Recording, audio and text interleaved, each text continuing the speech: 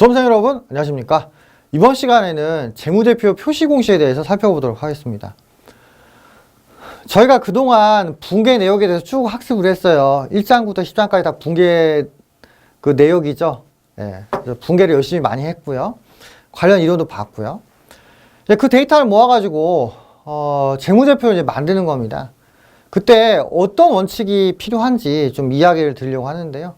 참고로 11장 같은 경우는 시험 출제 빈도가 그렇게 높진 않은데 그래도 좀 기억을 해 두셔야 될 게 있습니다. 간혹 그 의외의 문제로 나올 때가 있거든요. 예. 그리고 이제 하나씩 나오는 게 뭐 자산이 아닌 거, 부채가 아닌 거, 뭐 이런 것들이 나와요. 그리고 뭐 영업의 수익이 아닌 거, 판관비가 아닌 거 이런 게 나오는데 사실 저희 앞에서 다 봤죠. 예. 그래서 여기 같은 경우는 좀 정리하는 차원에서 보는 거지 새로운 내용을 보는 게 아닙니다. 그래서 11장을 봤는데 모르겠어. 그러면은 앞에 내용을 좀 다시 한번 보시고 11장을 봐주시는 게 좋지 않을까 싶습니다. 여기는 복습 차원에서 보는 거지 완전 새로운 내용을 보는 게 아닙니다. 아시겠죠? 네. 자, 그러면은 이제 11장을 볼 건데요. 자, 재무제표 표시공시 되어 있죠? 기본사항인데요. 자, 재무제표 작성을 누가 하냐? 자, 뭐 전산회계 2급 레벨에서 아주 이렇게 의미 있는 건 아닌데요. 그래도 봐두는 게 좋습니다. 재무제표 작성 표시에 대한 책임은 누구한테 있어요? 경영진, 뭐 다르게 표현하면 경영자라고도 할 수 있겠죠. 뭐 회사 대표. 예. 기업의 거래를 발생시키는 자가 경영자이기 때문에 당연히 기업의 거래를 정리해서 보여주는 것도 누구 책임이다? 경영자 책임이다. 경영진은요, 큰 회사에서 쓰는 표현이에요. 그러니까 큰 회사 같은 경우는 경영자가 뭔가 이렇게 조직을 만들어서 이렇게 회사 운영하거든요. 경영진, 뭐 이사진. 그래가지고 여러 명이 모여 단체를 형성하니까 경영진이라고 하는 거고요. 회사 규모가 별로 안 크면은 그냥 경영자 1인으로 이제 봐도 된다는 거죠. 경영진은 일단 재무제표를 작성을 할 때 뭐 계속기업으로서의 존속 가능성을 이제 봐야 된다 이렇게 돼 있죠. 그래서 책임도 지고요. 재무제표 작성할 때 우리 회사가 계속해서 그 살아 있을 수 있는지를 봐야 된다는 거예요. 그래서 12월 말일자로 재무제표를 만들 때 미래를 좀 바라본다는 거죠. 최소 1년. 그죠? 만약 올해 말이면은 올해 말에 재무제표 작성하면서 내년 말까지 우리 회사가 충분히 존재할 수 있는지 그걸 좀 파악을 하라는 얘기죠. 일단 내년까지는 버텨야 내년 재무제표를 만들 수 있지 않겠습니까? 그래서 내년 재무제표 만들 때까지는 회사가 버틸 수 있냐 이걸 좀 보고 재무제표를 작성하라는 거죠. 그래서 계속 기업으로서의 존속 가능성을 평가를 한다는 거죠. 나중에 전산회계 1급이나 세무 2급 가면은 뭐 회계의 기본 가정에 대해서도 볼 겁니다. 거기에 보면은 계속 기업의 가정이라는 게 있어요. 예. 그래서 회사가 계속 존속할지를 좀 봐야 된다는 거죠. 그래서 결론은 재무제표 작성 표시에 대한 책임을 경영자가 지고요. 재무제표 만들 때 그 다음 연도 말까지 회사가 버틸 수 있는지를 좀 보란 얘기죠. 그리고 회사가 망할 것 같은 경우를 제외하고는 계속 기업을 전제로 합니다. 자, 계속 기업이라는 거는 우리 회사가 오랫동안 영업을 할 것이다 이런 가정입니다. 물론 영원히 가는 회사는 없죠. 그렇긴 하지만 그래도 최소한 수십 년 이상 뭐 그러니까 회사 업이 오래된 회사는요, 회사가 막 200년, 300년 된 데도 있어요. 예. 아직 우리나라는 그 정도까지는 아닌데, 해외 같은 경우는 그렇게 오래된 회사들 많거든요. 예. 일단 오래 간다는 걸 전제로 해서 재무제표를 작성하라 이 소리예요. 예. 그래서 재무제표 작성 책임의 일반론적인 거를 제가 말씀을 드렸습니다. 아주 가끔 시험 문제 나올 때가 있더라고요. 아주 가끔. 예를 들어 뭐 재무제표 작성 표시에 대한 책임이 뭐 회계 담당자한테 있다 이렇게 나올 수도 있거든요. 회계 담당자가 아니고 경영자한테 경영자. 예. 자, 그 다음 보실게요. 자, 요건 외우셔야 돼. 재무제표 종류. 이거 1장에도 나왔었죠? 그래서 재무제표는 재무상태표, 손익계산서, 현금흐름표, 자본변동표, 주석. 이 5가지라는 거를 좀 기억을 해주시기 바랍니다. 예. 이거 암기하시고요. 요거 2개가 중요하다고 했죠? 자산부채자본 수익비용이 요 2개에 녹아들고요. 요 2개를 기반으로 해서 나머지 3개가 작성이 된다고 1장에서 봤어요. 1장에서. 예. 그리고 재무제표를 작성할 때 회사명, 보호기간 종료일 또는 기말, 회계기간, 그 다음에 통화, 금액을 적어줘야 됩니다. 그래서 금융감독원 공식 사이트 있죠? dart.fss.orkr 여기 들어가서 제가 그냥 우리나라 회사들 재무제표 하나 검색해 보시라고 했죠? 여기 들어가서 재무제표 작성된 거를 실제로 보시면은 제가 방금 얘기한 것들에 대해서 이해를 할 수가 있을 겁니다. 예. 회사명 쓰고요. 기간 써요. 1월 1일부터 12월 말. 그리고 12월 31일 현재 이렇게 쓰고요. 보호기간 종료일은 재무상태표하고 연관이 있고 기간은 뭐하고 연관이 있어요? 손익계산서. 요거와 연관이 있죠. 물론 현금흐름표, 자본변동표 모두 기간을 써야 돼. 네, 써야 되고요. 주석도 마찬가지. 주석은 뭐 12월 30일 현재 보통 이렇게 쓰죠. 뭐 자세한 거는 뭐 재무제표 양식 그냥 하나 검색해서 찾아보시면 됩니다. 여러분들이 알만한 회사 검색해보면 알 거예요. 네. 그래서 재무제표 종류를 여러분들이 좀 기여를 하시라는 거고요. 그리고 추가적으로 그 기재하는 내용이 있다. 네. 그 다음에 재무제표의 어떤 기본적인 속성입니다. 속성. 재무제표는 경제적 사실과 거래 실질을 반영을 해야 된다 이렇게 되어 있죠. 자, 재무제표가 뭐죠? 재무제표가 기업의 상황을, 그러니까 기업의 그 거래 내역을 정리한 양식이라고 했죠. 그래서 한문으로 보면은 돈에 대해서 여러 가지 형태로 보여주는 표다. 이렇게 이야기 드렸죠. 1장에서. 예. 그래서 재무제표의 정의 다시 한번 떠올리시면 되겠고요. 너무 당연한 얘기지만 기업 거래가 어떻게 이루어졌느냐, 그거와 관련된 사실이 뭐냐, 이걸 반영해서 당연히 재무제표를 만들어야겠죠. 막 엉뚱하게 만들면 안 된다는 거예요. 그래서 재무제표는 경제적 사실과 거래 실질을 반영해서 재무상태, 경영성과, 현금 흐름 및 자본 변동을 공정하게 표시해야 된다. 공정하게. 공정하게라는 거는 뭐 약간 정확하게라는 뜻으로 이해하시면 되겠죠. 즉, 재무상태표, 손익계산서, 현금 흐름표, 자본 변동표를 이제 기준에 따라 작성하라 이거고요. 일반 기업회 기준에 따라 작성하면은요, 공정한 거로 봐요. 참고로 저희 전산회계 시험에 나오는 기업회 기준은 일반 기업회 기준입니다. 그래서 제가 지금 일반 기업회 기준 얘기를 드리고 있는 거예요. 예. 이제 IFRS라는 것도 있는데, 이 IFRS는 뭐 재경관리사나 뭐 공인회계사, 세무사, 뭐 공무원, 경영지도사, 뭐 이런 데서 나오는 그 기준입니다.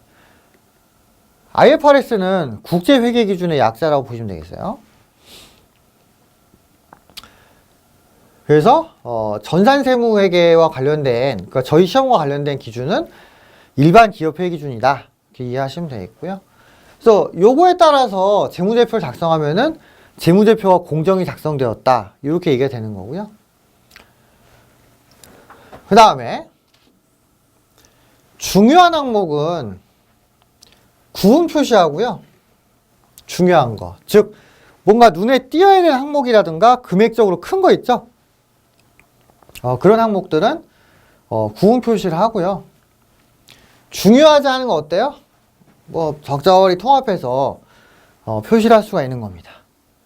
참고로 여기서 중요하다의 기준은 기업마다 달라요. 그렇기 때문에 어떤 기업한테는 중요한데 어떤 기업한테는 안 중요할 수도 있습니다. 그래서 중요하다는 거는 약간 주관적인 부분이에요. 주관적인 부분. 뭐 객관적으로 금액 얼마 이상 이렇게 딱 일률적으로 정해지는 거는 아니라는 겁니다. 자, 그 다음 보실게요. 네, 다음 페이지 넘기겠습니다. 잠깐 잘못 눌렀는데 넘기죠? 예, 됐습니다. 재무제표의 기간별 비교 가능성을 제고하기 위해서 재무제표는요 단기하고 정기를 비교 표시해요. 일반적으로 그래요. 나중에 회계 프로그램 보시면 알 겁니다. 저희 실기할 때 나중에 보여드릴 건데 재무제표 자체가 단기하고 정기를 비교 표시하게 되어 있어요. 그래야지 전 상황하고 이번 상황을 좀 비교할 수 있잖아요. 수치가 나오면은요 비교하는 건 당연한 거예요. 그래서 과거에 비해서 우리 회사의 실적이 좋아졌냐 나빠졌냐 뭐 이런 거를 확인할 수 있다는 거죠. 그래서 재무제표의 기간별 비교 가능성을 제고하기 위해서 정기 재무제표의 모든 계량 정보를 비교하는 형식으로 표시하고요. 그때 되도록이면 전기하고 단기의 형식을 좀 맞추라는 거죠. 이게 전기하고 단기하고 관련 형식이 다르면은 이게 수치가 막 오락가락 할 거 아니에요. 그러면 보는 사람이 비교할 수가 없다는 거죠. 예. 그리고 비계량 정보. 숫자로 구현할 수는 없지만 좀 중요한 정보들이 있어요. 예를 들어 뭐 소송 같은 거, 소송. 소송에 대해서는 숫자로 쓰기는 애매하죠. 지금 현재 싸움이 붙고 있는 거니까. 하지만 소송은 좀 중요하거든요. 그래서 이 부분을 재무제표의 주석에다가 다 기재를 하라는 거죠. 그리고 기간별 비교 가능성을 제고하기 위해서 아래의 경우를 빼고는 단기하고 정기 항목을 다 맞춰줘야 됩니다. 전기 현금인데 단기 갑자기 예금으로 바뀌거나 이러면 안 된다는 거예요. 그리고 바꾸려면은 뭔가 합리적인 근거가 있어야 돼. 그래서 기업회계 기준이 바뀌었다든지 아니면 회사 영업의 내용이 중요하게 바뀌었다면은 정기하고 단기 항목 분류를 좀 바꿀 수 있다는 거죠. 근데 그런 거 아니면은 일반적으로 좀 동일하게 가져가는 게 맞겠죠. 예. 자, 그 다음에 재무상태표. 이제부터는 그 재무제표 각각에 대해서 볼 건데요. 사실 1장에서 제가 재무제표의 의의를 설명을 드린 바가 있습니다. 그 내용이 연결된 거예요. 그렇기 때문에 내용이 완전 새롭진 않지만은 한번 다시 보시면 좋을 것 같습니다. 그래서 이 앞에 내용은 재무제표 작성할 때 그냥 일반적으로 우리가 좀 확인해야 될 것들이고요. 여기서부터는 이제 각 재무제표별로 특징이 뭔가 이걸 좀 보는 거죠. 자, 재무상태표. 얘는 뭐예요? 자산부채 자본을 모아놓은 표죠. 그래서 일정 시점 현재 기업이 보유하고 있는 것에 대해서 보여주는 표입니다. 그래서 일정 시점 현재. 일반적으로는 12월 31일 현재 재무상태표 이렇게 이야기가 되는 거고요. 그래서 기업이 보유하고 있는 자산, 부채, 자본에 대한 정보를 제공하는 보고서예요. 예, 이게 재무상태표의 정의고요. 그래서 정보 이용자들이 재무상태표를 보고 이 회사가 유동성이 얼마가 되냐, 즉 유동자산이 얼만큼 있냐, 요걸 좀 확인할 수 있고요. 그 다음에 재무적 탄력성, 그리고 이 회사의 수익성 등을 볼 수 있다는 거죠. 자산을 이용해서 영업을 하면은 수익 비용이 나오잖아요. 그죠? 그러면은 회사 자산이 많으면은 당연히 영업이익이 클 가능성이 높단 말이에요. 그죠? 그리고 부채나 자본의 비율을 통해서 이 회사가 빚을 얼마나 지고 있고 빚을 감당할 수 있는지 이런 걸 보자는 거예요. 예. 자, 그 다음에 재무상태표 표시인데요. 유동성 배열법을 쓰는데요. 이제부터는 자산부채 자본의 구체적인 그 구분이 나오죠. 우리가 과거의 내용을 봤을 때는 그냥 활동별로 자산이 뭐고 부채가 뭐다 이렇게만 얘기를 했는데 그 내용들이 어떻게 구체적으로 그 재무제표에 표시되는지를 보는 겁니다. 양식을 외우실 필요는 없어요. 예, 왜냐하면 양식은 사실 프로그램에 나와 있는 거기 때문에 그걸 보면 그만인 거고요. 일단 여기서 중요한 거는 유동성이 큰 항목부터 배열한다. 요게 중요합니다. 예. 그래서 요걸 유동성 배열법이라고 해요. 유동성이 크다는 거는 현금화가 금방 된다 이거예요. 예. 제가 자금 관리에서도 얘기 드렸지만은 회사가 존속하는 제일 큰 이유가 뭐예요? 돈을 벌기 위함이잖아요. 그럼 돈이 일단 많은 게 좋아. 예. 그리고 회사의 모든 거래는요, 궁극적으로 돈을 벌거나 돈을 쓰는 걸로 귀결이 돼요. 그러다 보니까 유동성이 큰 항목, 즉 현금화가 발휘되는 항목 위주로 이제 재무제표 표시를 할 수밖에 없다는 거죠.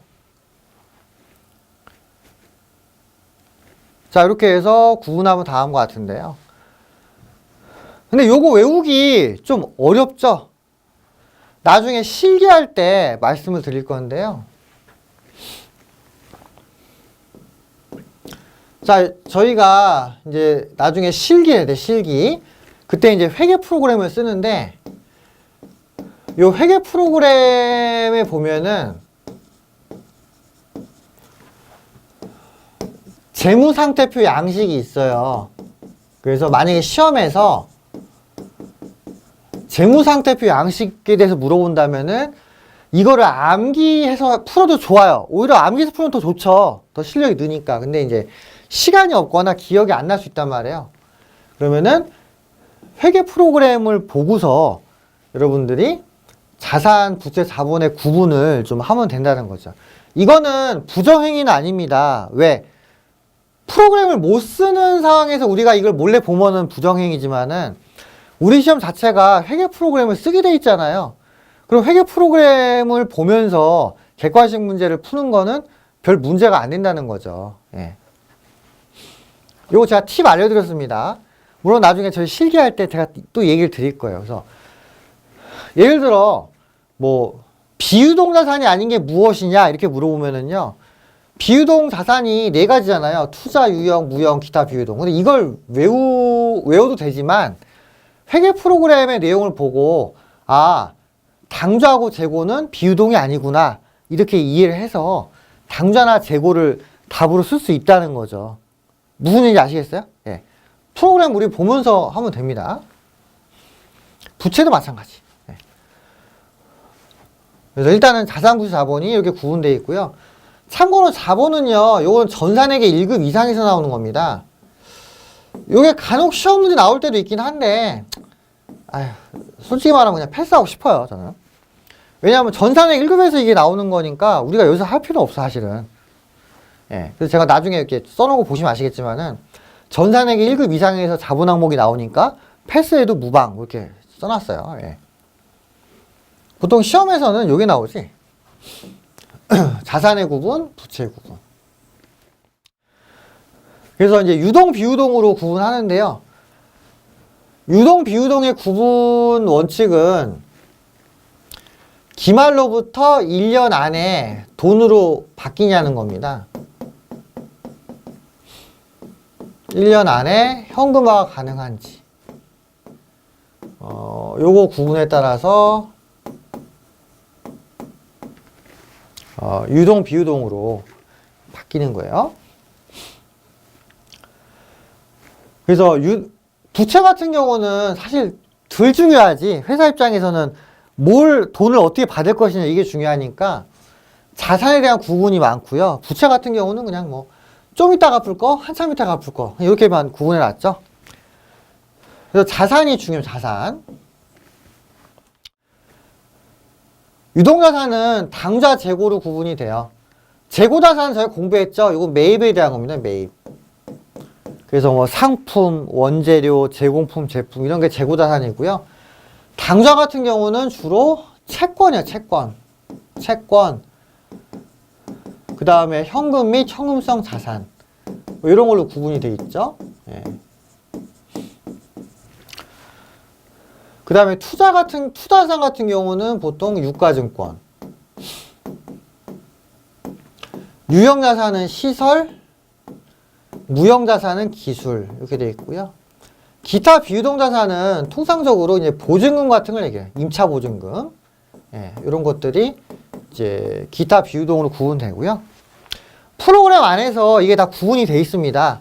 그래서 만약 이렇게 구분하는 문제가 나오면은 프로그램을 이용해서 푸시면 돼요. 예. 그래서 이거 한번 잘 봐두시고요. 자, 그 다음에 밑에. 자, 재무상태표 표시 및 분류 방법. 일단 재무상태표 표시 분류 방법은요, 쉽게 이해할 수 있게끔 결정돼야 되고요. 일단 자산의 경우 유동, 비유동으로 구분이 됩니다. 그래서 1년 기준. 그래서 기말로부터 1년 안에 현금화가 되면은 유동이고요. 그게 아니면은 비유동 자산이다. 기억하시면 되겠고요. 그 다음에 기말로부터 1년 이내에 실현이라는 건 현금화거든요. 현금화. 실현되지 않아도요, 정상적인 영업주기 내에 뭔가 마무리된다 이거죠. 그러면은 유동으로 분류가 됩니다. 그러면 정상 영업주기가 뭐냐? 자, 이걸 봐야 되는데, 정상 영업주기라는 거는 재료의 구입부터 대금의 회수까지 걸리는 시간을 얘기해요. 근데 뭐 영업주기의 정의가 뭐냐 이런 건 안 나오니까 그냥 정상적인 영업주기 내에 뭐 소모가 되면은 그때는 유동자산으로 한다 이렇게 보시면 되겠죠. 그 다음에 장기 미수금이나 투자자산 중에서 1년 이내에 실현되는 부분이 있어요. 그래서 이 부분은 유동자산으로 분류를 한다. 이렇게 이해를 하시면 될 것 같습니다.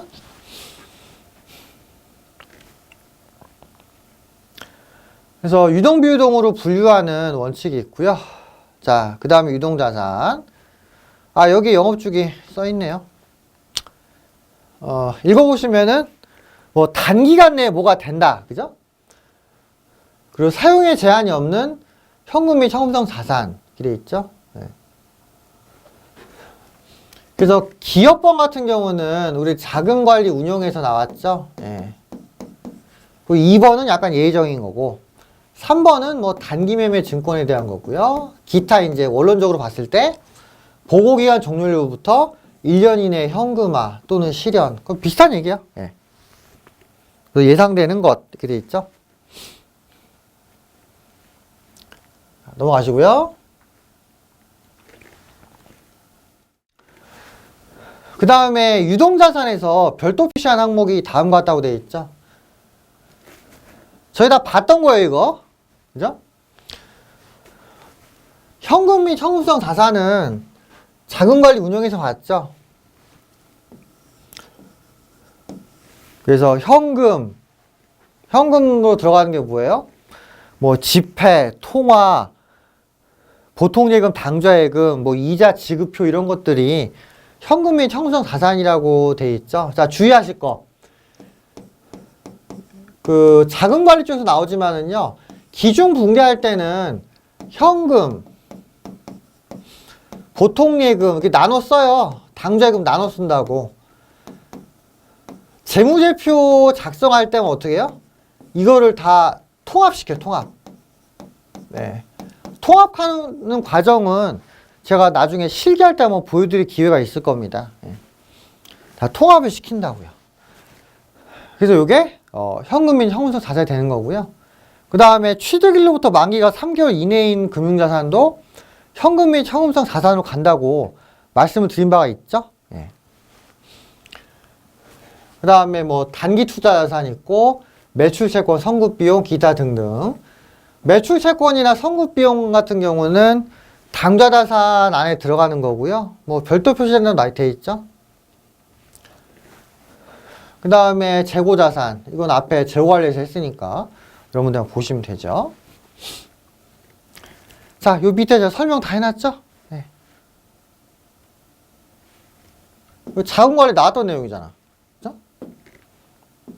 자, 그리고 요거 하나 기억하십니다. 단기 투자자산을 그 재무상태표에서 별도 표시하는데 단기 투자자산에 들어가는 게 3개 있어요. 단기예금, 단기매매증권, 단기대여금. 가끔 사지선다로 나올 때가 있더라고요. 그러면 앞에 단기자가 들어가는 거 3개에 다른 거 하나 딱 넣으면은 단기 투자자산이 아닌 거 문제가 이렇게 나오죠. 예. 그 다음에 유가증권 중에 기말로부터 1년 안에 회수가 될 만한 게 있어요. 단기 매매 말고 딴 거. 그런 애들은 유동자산으로 재분류가 된다. 예. 그 얘네 둘은 회사에 돈이 얼마 있냐를 보여주는 거기 때문에 별도로 표시하고요. 재무상태표 맨 첫 단에 표시됩니다. 예. 자, 이렇게 보시면 되겠죠? 그래서 유동자산은 당좌하고 재고로 나뉘는데 당좌자산 안에 현금 및 현금성 자산, 단기 투자 자산이 별도 표시된다. 예, 이렇게 이해하시면 되겠어요.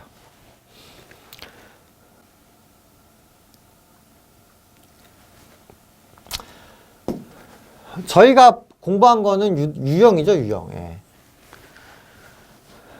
뭐 다른 애들은 전산액이 1급 정도에서 공부해요. 그래서 투자나 무형은요, 요거는 회계 1급 이상?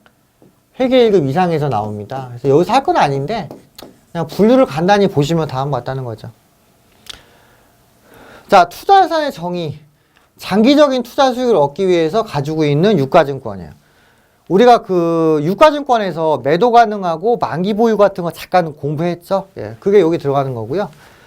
그 다음에 토지나 건물 중에 시세 차익을 노리기 위해서 갖고 있는 부동산이 있어요. 그러니까 사용할 게 아니고 이익이 많이 나면은 그냥 팔아 먹을 거야. 그런 부동산을 투자 부동산이라고 합니다. 그래서 이게 약간 좀 유형 자산하고 구분이 된다는 거고요. 읽어보시면 되죠? 예. 그 다음에 유형 자산은 사용을 위해서 보유하고 있는 거죠. 계정 6가지 제가 암기하시라고 했죠. 토지, 건물, 기계장치, 차량 운반구, 비품, 건설 중인 자산. 여기는 유형 자산이 되는 거고요. 그 다음에 무형 자산은 요거는 보이지 않는 거예요. 무형이잖아요. 요거는 기술, 특허 이런 거와 연관이 있다는 거고요. 그 다음에 기타 비유동은 말 그대로 등등등인데 여기서 들어가는 게 뭐가 있냐면은 임차보증금이 있어요. 임차보증금. 그 기타 채권 채무에서 제가 얘기 드렸죠. 예. 요건 예니까 이거 자체를 외우는 건 아니에요. 그냥 재무제표에 이렇게 들어간다라는 거예요. 예. 근데 만약에 시험에 나오면 어떡하죠? 시험에 나오면 아까도 얘기 드렸지만은 회계 프로그램에 보면은 검색하는 기능이 있어요. 그 검색 기능을 이용해서 문제를 푸시면 완전 거저먹기로 하나 푸는 거죠. 보통 그 자산 부채 구분하는 문제가 하나씩은 나오더라고요. 예. 나중에 실기할 때 이야기, 실기할 때 실기할 때 이야기 드리겠습니다. 제가 설명 다 이만큼 드렸죠? 예. 앞에서 나왔던 거는 그냥 여러분들 읽어보시면 돼요. 똑같으니까. 예.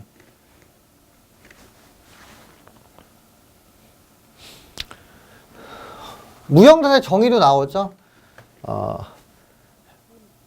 형태가 없고요. 기업이 잘 틀어지고 있다. 그렇게 이해하시면 되겠어요.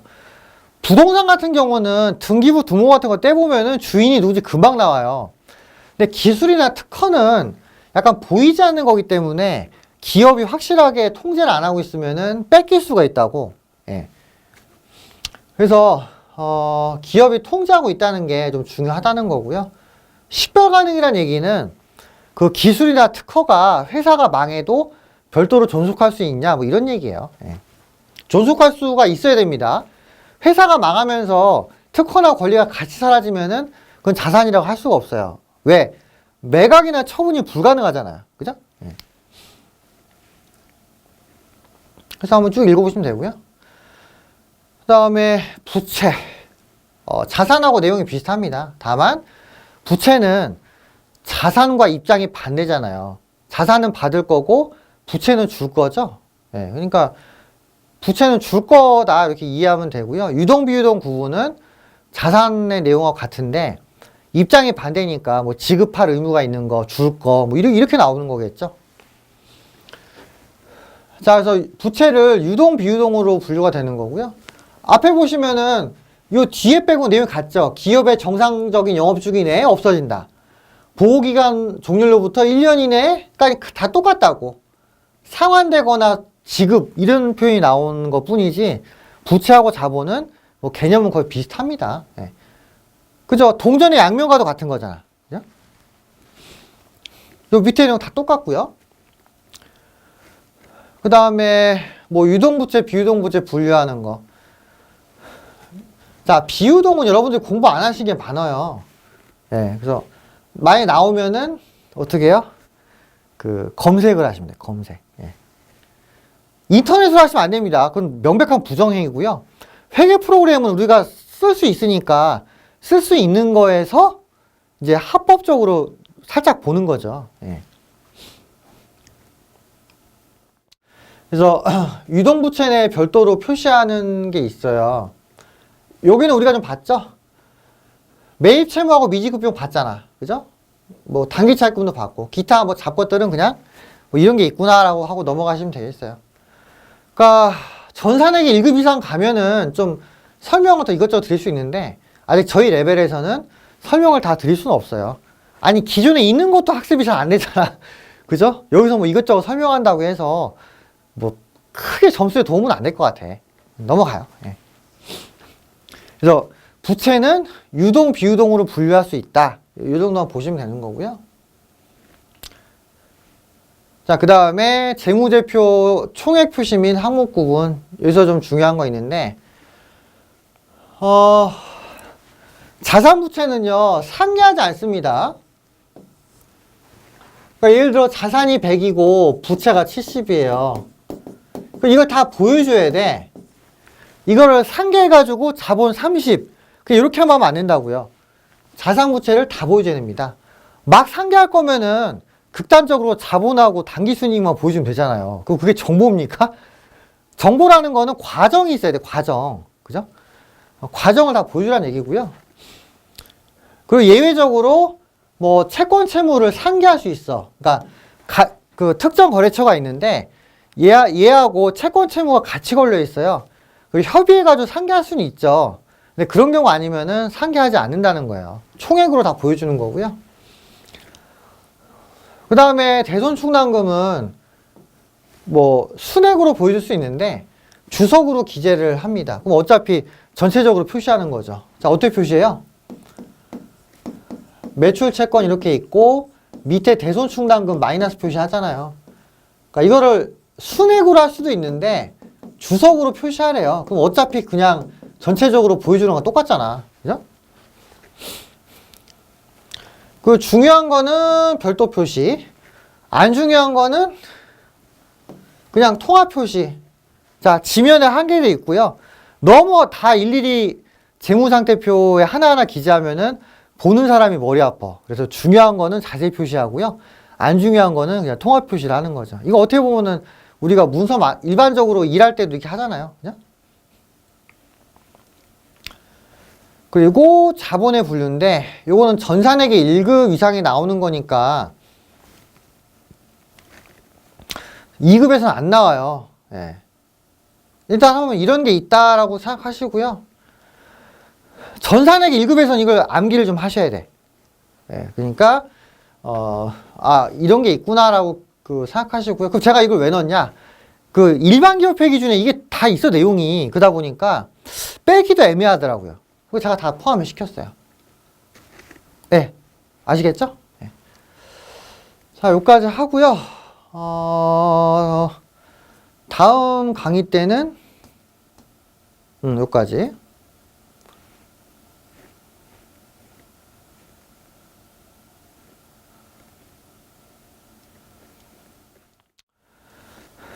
그래서 일단 이번 시간에는 그 재무제표 표시공시 기본 이론하고요.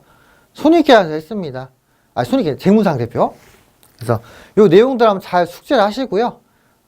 가끔 시험 문제 나오니까 좀 기억을 하시는 게 좋을 거예요. 물론 계정을 골라라 이런 거 나오면은 프로그램을 이용하면 되고요. 뭐 디테일한 거는 제가 나중에 알려드리면 되는 부분이고. 그래서 일단 재무제표가 어떻게 작성이 되는지 이제 봤어요. 다음 강의 때는 손익계산서에 대해서 보고요. 그 다음에 손익계산서 관련해가지고 그 계정들 나와요. 좀 보시면 되고, 그 다음에 기타 재무제표에 대해서 설명을 드리면은 끝이 날 것 같습니다. 예. 거의 마무리 단계 왔죠? 예. 그래서 열심히 복습을 하시고요. 궁금한 거는 질문을 주시기 바랍니다. 예, 여기까지 하고 마치겠습니다. 수고하셨습니다.